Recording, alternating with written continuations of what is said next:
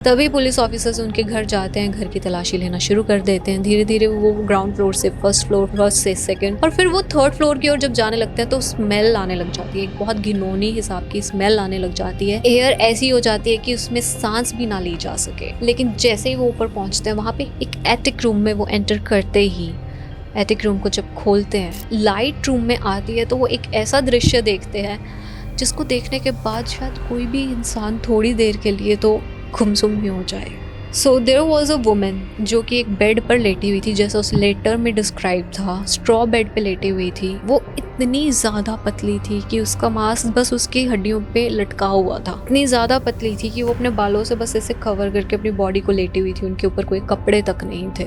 एक माँ ने अपने बच्चे को 25 साल तक जिंदा रखा सिर्फ उतनी डाइट पे जिसपे वो मरे ना। यानी कि उसको सिर्फ पूरे हफ्ते में उतना खाना मिलता था जिससे कि वो मर ना जाए। ब्लांश बाहर गई थी और जब वो रात को छुप छुप के घर वापस लौट रही थी, उन्हें क्या पता था कि 25 साल की ब्लांश जो आज घर वापस आ रही है, अगले 25 साल तक वो कभी घर से बाहर जा ही नहीं पाएगी।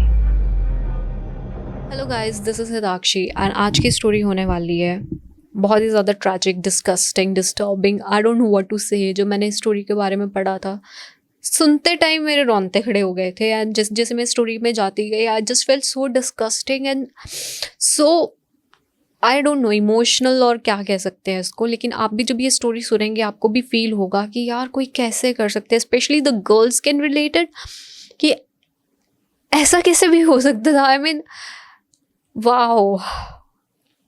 सो guys, this is a story dating back to 1901। जब एक पुलिस ऑफिसर को एक लेटर मिलता है, जैसे कि मैंने आपको बताया, वो उसमें जनरलाइज में सारी चीज़ें डिस्क्रिप्शन में दे देते हैं कि ये चीज़ें हो रही हैं। इन अ वर्ड, वो अपनी ही फिल्म में 25 साल से लेटी हुई हैं। उसी टाइम पे एक टीम फॉर्म करी जाती है। एक कमिश्नर होते हैं, एक सीनियर ऑफिसर होते हैं और 3 एजेंट्स जो रवाना हो जाते हैं टाउन ऑफ पॉटीज की ओर, जो कि पेरिस से 430 किलोमीटर्स दूर था। लगभग 5 बजे से पहले वो उनके घर में पहुंच जाते हैं। और लुइस जो कि बिल्कुल ही अनजान बैठी थी इस चीज़ से कि कोई पुलिस रेड डालने आ रही है उनके घर पे, वो अनप्रिपेयर्ड थी इस चीज़ के लिए। वो एकदम से दंग रह जाते हैं कि ये हुआ क्या। तभी पुलिस ऑफिसर्स उनके घर जाते हैं, घर की तलाशी लेना शुरू कर देते हैं। धीरे धीरे वो ग्राउंड फ्लोर से फर्स्ट फ्लोर, फर्स्ट से सेकंड, और फिर वो थर्ड फ्लोर की ओर जब जाने लगते हैं तो स्मेल आने लग जाती है। एक बहुत घिनौनी हिसाब की स्मेल आने लग जाती है। एयर ऐसी हो जाती है कि उसमें सांस भी ना ली जा सके। लेकिन जैसे ही वो ऊपर पहुंचते हैं, वहां पे एक एटिक रूम में वो एंटर करते ही एटिक रूम को जब खोलते हैं, जो कि बहुत ज़्यादा लॉक्ड था, कुंडियाँ लग रखी थी, उस पर पैड लॉक लग रखा था, एक लॉक, एक हैवी लॉक लग रखा था चेन्स के साथ। उसको जब खोला जाता है, वो अंदर जाता है, तब भी एकदम पिच डार्क ब्लैक, बहुत ज़्यादा अंधेरा। मतलब आपको कुछ दिखे ना, इतना अंधेरा था उस रूम में। उसके बाद वो ट्राई करते हैं कि वहाँ पे जो कर्टन्स हैं उसको हटाया जाए, लेकिन वो इतने हैवी कर्टन्स थे और इतनी अच्छे से लॉक करे गए थे, इतने अच्छे से फंसाए गए थे कि वो खुले ही ना। उनको उसको खोलने में भी टाइम लगता है। इतनी देर में एक पुलिस वाला ऑफिसर जब निकाल रहा होता है, बाकी बाहर सांस लेने जाते हैं और फिर अंदर आते हैं, क्योंकि उस कमरे में जो स्मेल थी वो इतनी ज़्यादा ख़राब थी, इतनी ज़्यादा भयानक थी कि वहाँ पे खड़ा रहना, ब्रीथ करना भी बहुत मुश्किल हो रहा था उनके लिए। जब वो उस कर्टन को हटाते हैं, बहुत मुश्किल से, बहुत जद्दोजहद से उसको हटाते हैं और लाइट रूम में आती है, तो वो एक ऐसा दृश्य देखते हैं जिसको देखने के बाद शायद कोई भी इंसान थोड़ी देर के लिए तो गुमसुम ही हो जाए। रिपोर्ट्स के अकॉर्डिंग ऐसा भी हुआ था कि दे हैड वॉमिटिंग इश्यूज। उसके बाद वो पुलिस ऑफिसर्स को कुछ कुछ ऐसे विजुअल्स आते रहे। So there was a woman, एक औरत जो कि एक बेड पर लेटी हुई थी, जैसा उस लेटर में डिस्क्राइब था। स्ट्रॉ बेड पे लेटी हुई थी। वो इतनी ज़्यादा पतली थी कि उसका मांस बस उसकी हड्डियों पे लटका हुआ था। इतनी ज़्यादा पतली थी कि वो अपने बालों से बस ऐसे कवर करके अपनी बॉडी को लेटी हुई थी। उनके ऊपर कोई कपड़े तक नहीं थे और वो इतने ज़्यादा गंद में थी कि मैं आपको डिस्क्राइब करूँगी तो आपको भी 2 मिनट के लिए ऐसा हो जाएगा कि यार कैसे कोई इंसान के साथ कोई ऐसा कर सकता है, कैसे कोई माँ अपने बच्चे के साथ ऐसा कर सकती है। जिस चीज़ में वो लेटी हुई थी वो उनका अपना एक्सक्रीटा, यानी कि अपनी ह्यूमन बॉडी का गंद था, और उसी पे बग्स चल रहे थे। कुछ लेफ्ट ओवर फूड का कण बिखरे हुए थे और ना जाने क्या क्या। यहाँ तक कि बहुत बड़े बड़े रैट्स और छिपकलियाँ और रॉडेंट्स वहाँ पर मौजूद थे। इस दृश्य को देखने के बाद पुलिस वाले एकदम से चौंक गए और मैडम लुइस मॉनियर को गिरफ्तार कर लिया along with his son Marcel Monnier. So guys, this is a story of Blanche Monnier, एक बहुत ही सुंदर हंसती खिलती लड़की जो कि मार्च 1, 1849 को पैदा हुई थी अपने पेरेंट्स के घर। उनके फादर एमिल और लुइस दोनों ही बहुत पावर कपल थे, क्योंकि वो एक वेल्दी फैमिली से आते थे, एक प्रेस्टिजियस फैमिली से आते थे, एक नोबल फैमिली से आते थे। यहाँ तक कि उनको कंसिडर किया जाता था उन फैमिलीज में से जिन्होंने इनिशियली पोर्टीज को खड़ा करने में, उस टाउन को खड़ा करने में, उसकी डेवलपमेंट में बहुत ज़्यादा पैसा दिया था, बहुत ज़्यादा योगदान दिया था। जहाँ पे एमिल अपने कामों में व्यस्त रहते थे, अपना बिजनेस करते थे, सारी चीज़ें संभालते थे, वहीं पे लुइस बहुत ही ज़्यादा फ्रेंडली एक सोशलाइट वुमेन थी। वो हर चीज़ में पार्टिसिपेट करती थी, वो हर एक्टिविटी में आगे बढ़ चढ़कर हिस्सा लेती थी और कभी भी कंट्रीब्यूशन में उन्होंने अपना हाथ पीछे नहीं रखा। लेकिन वो अपने बच्चों को लेके या फिर इन जनरल बहुत ही ज़्यादा हॉट हेडेड यानी कि गर्म दिमाग की थी। उन्हें गुस्सा बहुत जल्दी आ जाता था।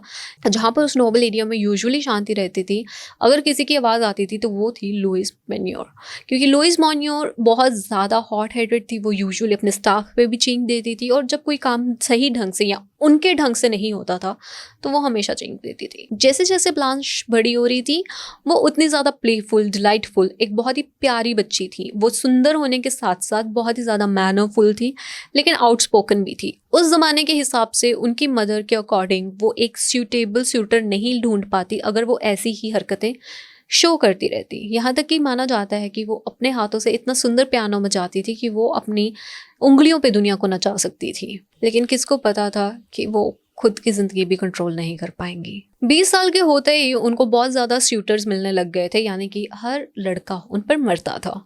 वो इतनी ज़्यादा खूबसूरत थी कि अक्सर उनकी हरे रंग की आंखों की काफ़ी तारीफ होती थी और उनको मैरिज प्रपोजल्स में भी यूजुअली ये चीज़ ज़रूर मेंशन करी जाती थी कि उनकी आंखें कितनी प्यारी हैं, उनकी आवाज़ कितनी प्यारी है, वो बोलती कितना अच्छा है, वो हंसती कितना अच्छा है। ऐसी ही चीज़ें कर रहे थे काफ़ी सारे लोग उनके साथ। उनको काफ़ी सारा मैरिज प्रपोजल्स 20 साल के होते ही आने शुरू हो गए थे, उससे भी पहले शायद। लेकिन मैडम किसी जल्दी में नहीं थी। उनको था कि मैं जो भी करूँगी सोच समझ कर करूँगी, एक वेल सूटेड के साथ करूँगी जो मुझे पसंद होगा। लेकिन ये बात उनकी माँ को बहुत खटकती थी। अक्सर वो इस बात पे उनसे बहुत ज़्यादा उलझती थी। कई कहानियों के अकॉर्डिंग ये भी माना जाता है कि जो रिलीजन उनकी मदर उनसे फॉलो करवाना चाहती थी वो ब्लांच फॉलो नहीं करना चाहती थी, इसलिए भी उनमें काफ़ी अनबन रहती थी। और ब्लांच अपना ही जो भी रिलीजन फॉलो करना चाहती, जो चीज़ें करना चाहती थी वो करती थी। She was a queen of her own will, वो अपनी मर्जी की मालिक थी। लेकिन ये चीज़ें धीरे धीरे बहुत बढ़ने लगी उनकी बढ़ती उम्र के साथ। जब लुइस ने देखा कि वो उनके एक पर एक आते हुए रिश्ते को ठुकराती जा रही हैं। लुइस कोई भी अच्छा सूटर जो अमीर घराने से होता, उनके सोशल मेंटेनेंस को मेंटेन करके रखता, उनके सोशल जो भी एटिकेट्स थे वो फॉलो करता, उनकी फैमिली में एडजस्ट होता, उस हर सूटर को ठुकराती जा रही थी ब्लांच। अब बात आती है जब वो हो जाती है 25 साल की। 25 साल में कहा जाता है कि उनको एक ऐसा लॉयर से प्यार हो गया जो कि ना तो उनसे उम्र में सिर्फ बड़ा था बल्कि ओहदे में बहुत ही ज़्यादा छोटा था सोशली। कहा जाता है कि वो उनकी फैमिली से गरीब होने के साथ साथ, उम्र में बहुत बड़ा होने के साथ साथ उनसे लोअर क्लास फैमिली से भी बिलोंग करता था, जिसके कारण लुइस को ये रिश्ता कभी भी मंजूर नहीं होता। एक चीज़ नहीं बल्कि यहाँ पे 3 चीज़ें पॉइंट आउट होती है। लेकिन ब्लांच का मन तो सिर्फ उन्हीं पे था। ब्लांच अपनी माँ के लाख मना करने के बाद भी बार बार अपने उस लवर को मिलने जाती रही, जबकि वो इतना छुप छुप के मिलती थी कि किसी को पता भी ना चले। लेकिन धीरे धीरे उस स्मॉल टाउन में उनकी बातें उड़ने लग गई। यही बातें धीरे धीरे उनकी मदर के और उनके भाई के कान में पहुंच गई। एक ऐसी ही अनफॉर्चुनेट रात को ब्लांच बाहर गई थी और जब वो रात को छुप छुप के घर वापस लौट रही थी, उन्हें क्या पता था कि 25 साल की ब्लांच जो आज घर वापस आ रही है, अगले 25 साल तक वो कभी घर से बाहर जा ही नहीं पाएगी। 1875 उनकी ज़िंदगी का एक ऐसा मनहूस साल था जिसमें वो घर में लॉक हो गई और ऐसा लॉक हुई कि वो ज़िंदगी भर के लिए लॉक रह गई। जिस टाइम वो घर पे धीरे धीरे ऊपर को जाने के लिए अपने कमरे में जा रही थी, वहाँ पे ही उनकी मदर और ब्रदर उनका इंतज़ार कर रहे थे। उनकी माँ और भाई ने उनको इस तरह से पकड़ा और जकड़ कर एटिक रूम तक ले गए कि उनकी एक आवाज़ से एक सर्वेंट तक नहीं उठा। जब वो ऊपर गई, उस रूम में लॉक कर दी गई, उस एटिक में, उस छोटे से एटिक में बंद कर दी गई, तो उन्होंने नोटिस किया कि वहाँ पे एक बेड, एक स्ट्रॉ बेड बना पड़ा है जो कि उन्हीं के लिए प्रिपेयर किया गया है। ब्लांश वो बेड देखकर समझ गई थी कि उनकी माँ अब उन्हें तब तक नहीं छोड़ेंगी जब तक वो या तो अपने प्यार को अलविदा ना कह दे या फिर किसी एक ऐसे स्यूटर से मैरिज के लिए हाँ ना कह दे जिसके लिए उनकी माँ उनको मनाना चाहती है। अब ब्लांश जब वहाँ पे कैद ही थी तो वो ट्राई कर रही थी कि वो कहीं पर्दे हटा लें या कोई चीज़ ऐसी देख ले, लेकिन पूरा एटिक एकदम क्लीन पड़ा था, वहाँ पे कुछ भी नहीं था सिवाय उनके और कुछ रॉडेंट्स के जो उनके आसपास घूम रहे थे। ब्लांच जब तक उनमें हिम्मत थी वो काफ़ी देर तक इधर उधर भटकती रही, रोती रही, चिंगती रही, चिल्लाती रही, लेकिन किसी ने उनकी आवाज़ें तक नहीं सुनी क्योंकि वो एक ऐसी जगह पे बंद थी और इतने हैवी कर्टन से लॉक कर दी गई थी कि शायद उनकी आवाज़ बाहर जाती भी नहीं थी। यहाँ तक कि कुछ स्टोरीज ये भी क्लेम करती हैं कि अगर कोई आवाज़ बाहर जाती भी थी तो वो बोल देते थे कि ये उनके डिस्टेंस रिलेटिव हैं और वो मेंटली इल हैं, उनका इलाज चल रहा है। और क्योंकि वो इतने नोबल घराने से थे, इतना वेल्दी परिवार था, तो कोई उन पर शक भी नहीं करता था कि हाँ हो सकता है इनका फैमिली मैटर हो। लेकिन धीरे धीरे टाउन में ब्लांच की बातें होने लग गई कि आखिर वो गई हैं तो गई कहाँ। वैसे ही उनके भाई और उनकी माँ ने झूठ बोलना शुरू कर दिया। कभी तो वो स्टोरी सुनाते कि उनकी शादी हो गई है और वो दूर स्कॉटलैंड में चली गई हैं, तो कभी वो लोग कुछ कहानी सुनाकर बोल देते कि अब वो यहाँ पे नहीं रही हैं। कभी वो बोल देते कि she is missing from her in laws family. यूं ही झूठ बझूठ करते करते करते 25 साल बीत गए और धीरे धीरे लोग भी ब्लांच को भूलने लग गए कि कोई ब्लांच यहाँ पर रहती भी थी। ब्लांच को 25 साल तक सिर्फ उतनी सी डाइट पे जिंदा रखा गया जिससे इंसान मरे ना। अब मान सकते हैं कि कोई माँ अपने बच्चे के साथ ऐसा कर रही है, जो माँ हमें 3 टाइम की मील्स प्रॉपर बना कर देती है और बीच में स्नैक्स भी ला कर देती है, और अगर हम हल्के से पतले हो जाएं तो इतनी गालियाँ हमें खाने को मिलती हैं कि तुम खाना प्रॉपर नहीं खा रहे। वैसे ही एक माँ ने अपने बच्चे को 25 साल तक जिंदा रखा सिर्फ उतनी डाइट पे जिस पे वो मरे ना। यानी कि उसको सिर्फ पूरे हफ्ते में उतना खाना मिलता था जिससे कि उसे डिहाइड्रेशन ना हो जाए, जिससे कि वो मर ना जाए, और उसके स्कम्स तक वापस उठाए नहीं जाते थे। उनको यहाँ तक कि बाथरूम में जाने की इजाज़त नहीं थी। 25 साल तक वो नहाई नहीं थी। धीरे धीरे वो पागल होती गई। अपने नाखूनों से उन्होंने खुरेद के वहाँ पे डेट्स लिखना शुरू करे कि आज इतने दिन बीत के, आज इतने दिन बीत के। थोड़े साल बाद जिस ट्यूटर से वो शादी करना चाहती थी उनकी भी डेथ हो गई। उनकी माँ को तब भी ये शर्म नहीं आई, तब भी एहसास नहीं हुआ कि काश मैं अभी अपनी बेटी को छोड़ दूँ।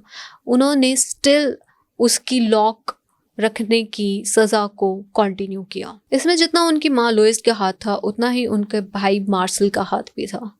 लेकिन कोर्ट में जब ये केस चला तो मार्शल को ये कहकर छोड़ दिया गया कि उस टाइम पे कोई भी लॉ नहीं बना था इस चीज़ के लिए कि अगर आपके सामने कोई क्राइम हो रहा है और आप उसको देखकर इन्फॉर्म नहीं करते हो तो वो भी एक क्राइम है।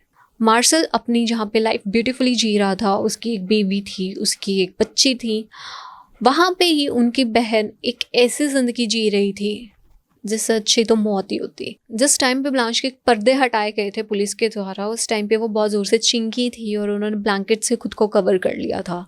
वो गंदा ब्लैंकेट जिसमें एक एक्सक्रीटा बन रखा था, एक पूरा एक क्रस्ट बन रखा था, कुछ फूड का, कुछ उनके अपने ह्यूमन स्क्रीटा का, कुछ यूरिन का, सब कुछ मिक्स करके क्रस्ट बन रखा था। उस पर वो पड़ी हुई थी, उस पर वो लेडी, वो इतनी सुंदर लड़की अब ये बन चुकी थी। 25 साल की सज़ा दी उसकी माँ ने उसको, और कोर्ट में जाके उन्होंने ये क्लेम किया कि मेरी बेटी बहुत ही ज़्यादा मेंटली इल थी जिसके कारण हमें सोशल ह्यूमिलेशन यानी कि सोसाइटी से शर्मिंदगी मिलती, इसीलिए हमने उनको बताया ही नहीं किसी को, और उसको इलाज करवाने के लिए वहाँ पे रखा गया था। वहाँ पे उसका इलाज चलता था। लेकिन जब प्रूफ्स की बारी आई तो वो कुछ भी प्रोवाइड नहीं कर पाई और कोई भी डॉक्टर सामने नहीं ला पाई, कोई भी पेपर सामने नहीं ला पाई, प्रिस्क्रिप्शन सामने नहीं ला पाई, जिसके कारण ये साफ बयां होता था कि ये उनकी मनमर्जी थी, ये उनका अपना गुस्सा था अपने बच्चे को लेकर, जो उन्होंने 25 साल तक उस पर निकाला। Even after her rescue blanch कभी भी नॉर्मल स्टेट में नहीं आ पाई। जहाँ पे एक तरफ केस चल रहा था वहाँ पे ही एक तरफ उनका रेस्क्यू चल रहा था। ब्लांच के हालात देखकर उनको पूरे ब्लैंकेट में कवर करके, जिससे कि उनकी आंखों में लाइट ना आए, क्योंकि उन्होंने 25 साल से सनलाइट देखी ही नहीं थी, कोई लाइट ली ही नहीं थी, कोई सोर्स ऑफ लाइट नहीं था उनकी ज़िंदगी में।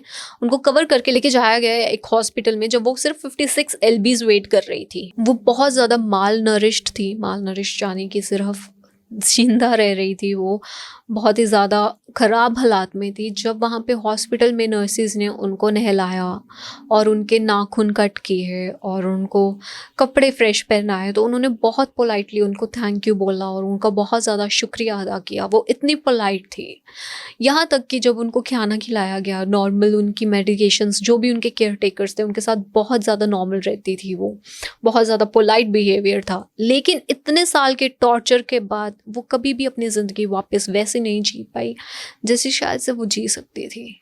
एक प्रिजन में ज़िंदगी बिताने के बाद जब वो बाहर आई तो वो मेंटली इल थी। वो एकदम से पूरे समाज में एडजस्ट नहीं कर पा रही थी, जिसके कारण उनके काफ़ी सारे टेस्ट हुए, उनको काफ़ी सारी बीमारियां डिटेक्ट हुई, जिसमें से सिज़ोफ्रेनिया एक बीमारी थी। उसके बाद she died with the heart failure after living her life in a hello. She finally died, जिसके लिए शायद से उसने ना जाने कितनी मुरादें करी होगी कि काश इस ज़िंदगी से अच्छा तो मैं मर ही जाऊँ। उसकी मदर 15 दिन की ह्यूमिलेशन सहन नहीं कर पाई और हार्ट फेलियर से मर गई at the age of 75। Angry mob इतना ज़्यादा था, इतना ज़्यादा गुस्सा था लोगों में, इतना ज़्यादा नाराज़गी थी लोगों में कि ये औरत ने ऐसा किया कैसे किसी के साथ, अपनी बेटी के साथ ऐसा कैसे कोई कर सकता है।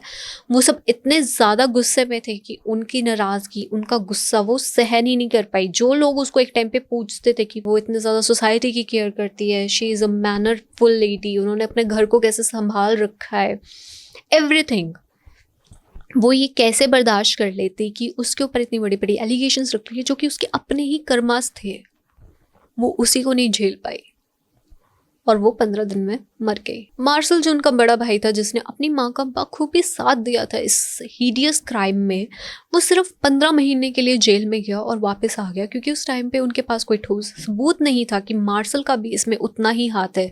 जब कोई भी चीज़ उससे बोली जाती तो मार्शल डिनाई कर देता और बोल देता कि मेरा इसमें इतना हाथ नहीं है, मैं चाहे जितना मर्जी कोशिश कर लेता, लेकिन मेरी माँ का ही हाथ था इसमें, मेरी माँ की चलती थी, मैं क्या कर लेता, उस घर में मेरी माँ की चलती थी।